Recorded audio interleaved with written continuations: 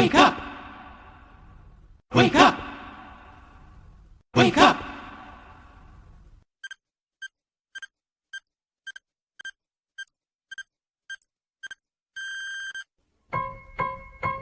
Wake up, wake up, it's time to rise and sing the praise of Jesus. Hallelujah, hallelujah. It's time to rise, to sing, to shout, to bring him all your heart. He'll do the bigger part if you will only make a start.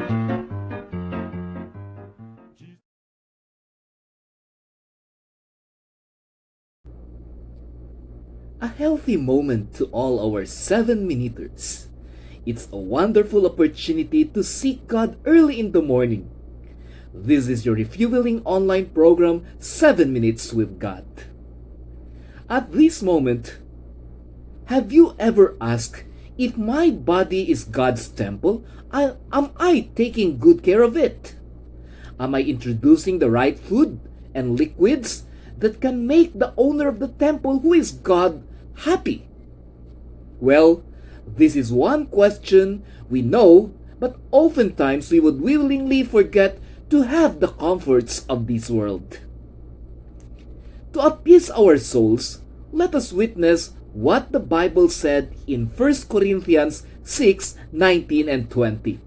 It says, "Do you not know that your bodies are temples of the Holy Spirit, who is in you, whom you have received from God? You are not your own. You were bought at a price. Therefore, honor God with your bodies." In response to this verse, the question is, have we honored God with the food that we feed our bodies and the liquids that we place as an input to our physical souls? Friends, if you are in a situation where you are in the residence of a senator, will you take chances of being clumsy and careless that may result to breakage of things and maybe start a fire?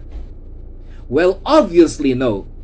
And not only no, but with all extreme caution.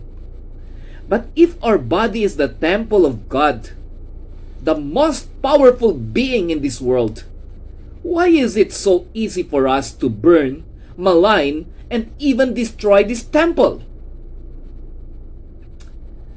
Don is an adult who just turned 45 years old.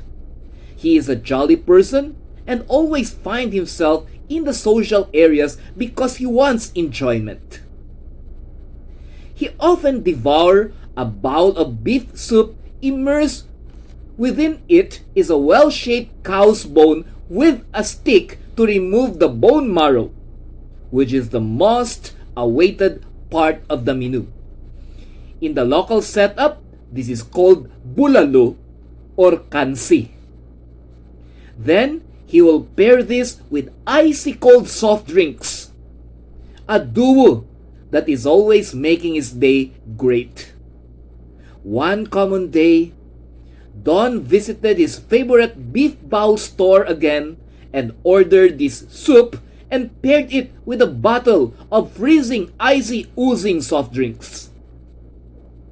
But what happened next is not as usual as everybody think. Don collapsed and suddenly became unconscious, which led to emergency procedures to evacuate him to the nearest hospital. But Don did not survive. The question is, what went wrong? Well, Don forgot that God has a detailed list of suggested foods that should make God's temple a healthier one. There goes vegetables, grains, fruits, herbs, among others mentioned in the Bible.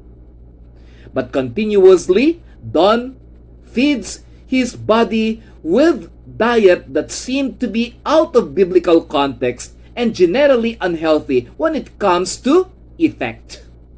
However, let us try to understand why Don's diet preference is a deadly choice. And why is it that we called it a deadly duo? First, kansi or bulalo is very high in oil, fats, and cholesterol byproducts. What does cholesterol and fats do? Well, it narrows the blood vessels and compromises the blood flow throughout the whole body. So this means blood supply to our system can suffer, and this will cause deterioration. On the other hand, cold drinks causes the blood vessels to constrict and even shrink. So when you drink something cold, the passages of blood shrink or constrict because that is the effect of cold to our blood vessels and to the tubes of our body.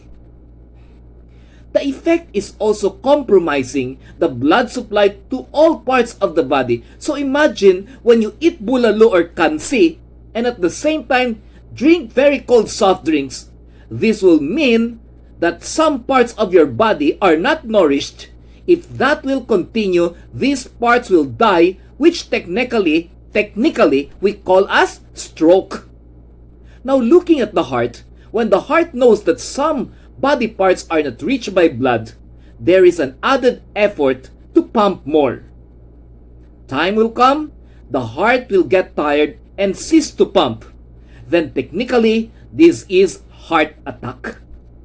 That is why bulalo and soft drinks very cold is a deadly duo.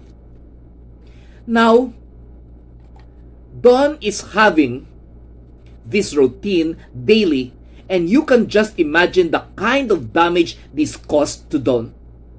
He is enjoying, but God's temple is agonizing. This is what really happens when we are always taking in the deadly duo, which is bulalo and super cold soft drinks. The ending? Don died. Having known that this caused Don's death, we still have time to reform and restructure our diet so that we can glorify the temple of God, which is our body. Yes, dear friends, how are we with the nutrition that we fill our body? Are we eating to satisfy ourselves? Or are we eating to make God's temple healthy? Today, God is talking to us. Things of this world will surely be attractive, but they will also be our greatest burden to surmount, to be able to do what is godly and what will God want us to do. Kansi and bulalo is very enticing, but life is more important. Icy cold soft drinks can quench our taste and even quench our thirst. But life is still our greatest priority. Today, we know that this deadly duo can be fatal.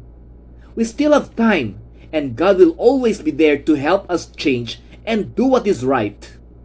It's high time to dare each one calling themselves as God's people to be like Daniel, who will stand for what is right just to glorify God in all the things that he is doing, and that includes the diet of Babylon which Daniel refused.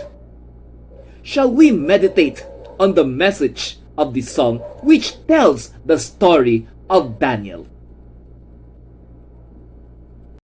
Standing by a purpose true, heeding God's command, honor them, the faithful few, all hail to Daniel's band. Dare to be a Daniel, dare to stand alone, dare to have a purpose firm, dare to make it known.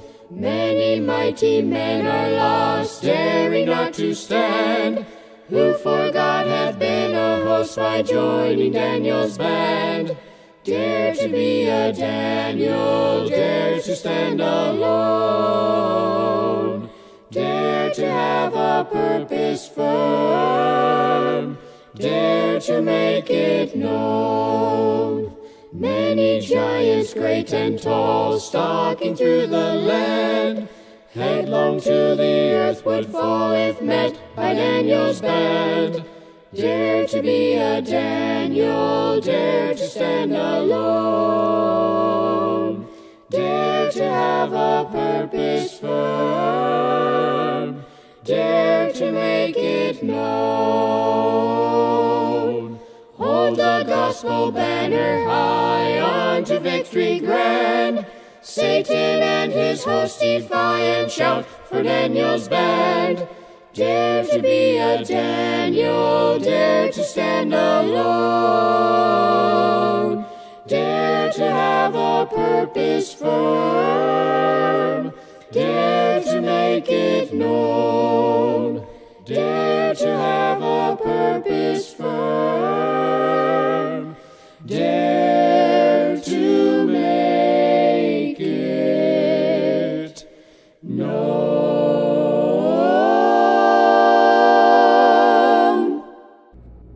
Yes, dare to be like Daniel. Dare to stand alone if we need to. Oftentimes, the correct things to do in life is not the most popular things to do. And that is vice versa, wherein the wrong things in life will always find greatness of acceptance and at times even more well-known in terms of immersion to the life of man. While vegetables and grains are not that attractive to satiety, we all know that our body needs these healthy options to come with the best nutrition outputs. On the contrary, the deadly duo of fats and cold soft drinks, cold liquids, are really proven to have deteriorating effects on health, but it is also amazing that man sometimes do what is not good to feel good. Let us end today's inspirational devotional with this quotation. It says, "Man will use all his health to find wealth, even to the point of sacrificing his health. But one day soon, man will get sick, and he will use all his wealth to find health, but wealth cannot bring back the detrimental state of his health." Have a great and healthy day to all. This is your 7 minutes with God to start this beautiful day. God bless. Wake up, it's time to rise and sing the praise of Jesus. Hallelujah, hallelujah. It's time to rise, to sing, to shout, to bring. Wake up! Wake up!